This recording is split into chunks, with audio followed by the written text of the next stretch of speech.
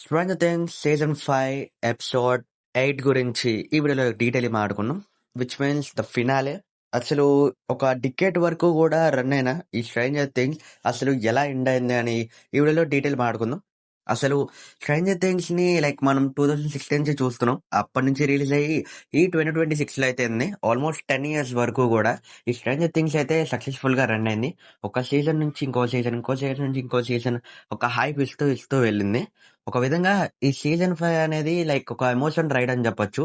Even మనం ఏదైతే volume 1 చూసామో season 5లో అది ఎంత హై ఇచ్చిందో మనకి బాగా తెలుసు. మన లాస్ట్‌లో విల్లుగాడికి పవర్స్ వస్తాయి. వాడు ఒక విధంగా 'డఫర్ బ్రదర్స్' హైలో తీసుకెళ్లారు.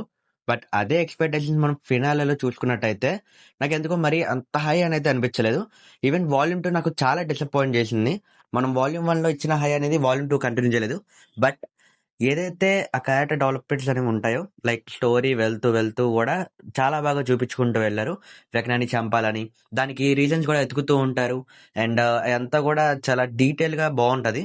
బట్ మనం ఏదైతే ఎక్స్‌పెక్ట్ చేస్తామో అది ఫినాలేలో అయితే మాత్రం నాకైతే అస్సలు కనెక్ట్ అవ్వలేదు. ఎందుకంటే ఈ యొక్క ఇంకా 2 ఎపిసోడ్స్ ఉంటే ఈ 'స్ట్రేంజర్ థింగ్స్‌కి' బావుంటది నాకైతే అనిపించింది. అయితే 'టఫర్ బ్రదర్స్' ఏం చేశారు అంటే ఫినాలేలో ఏదో కనెక్ట్ చేద్దాం అని చెప్పేసి లైక్ స్పిన్ ఆఫ్‌గా పెడదామని కొన్ని హింట్స్ అయితే ఇచ్చారు. బట్ అది నాకు పెద్దగా అయితే కనెక్ట్ అవ్వలేదు. బట్ ఏదైతే ఫస్ట్ ఈ 'స్ట్రేంజర్ థింగ్స్' అనేది ఒక డీఎన్‌డీ ఆడుతూ స్టార్ట్ అయిందో, అదే పర్టిక్యులర్‌తో దాన్ని ఆడుతూ పిల్లలు ఎండ్ చేశారు.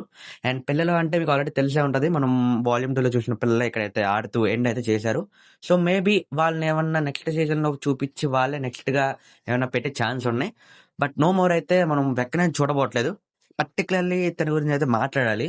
నాకొక విధంగా తిను ఒక లైక్ తను కరెక్ట్ అని నాకు పర్సనల్లీ అనిపిచ్చింది. అండ్ ఆల్సో తను కావాలనేది చేయట్లేదు. తనని కంట్రోల్ చేస్తుంది మైండ్ ఫ్లేయర్. అది మనం ఫినాలేలో అయితే చూస్తాం. ఫినాలేలో లైక్ ప్రతి సీన్‌ని గూడా మనం అంటే ఇంతేనా?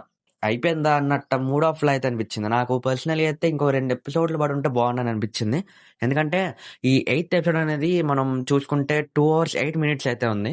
మొత్తం అంతా గూడా లైక్ రష్‌గా అయితే అనిపిచ్చింది. చాలా త్వరగా అన్నట్టుగా. అండ్ ఫినాలేలో విక్రాంత్‌ని చంపేసిన తర్వాత గూడా ఆల్మోస్ట్ 55 మినిట్స్ వరకు గూడా సీన్ ఉంటది. ఏం పెడతారబ్బా అని నేనైతే అనుకున్నా.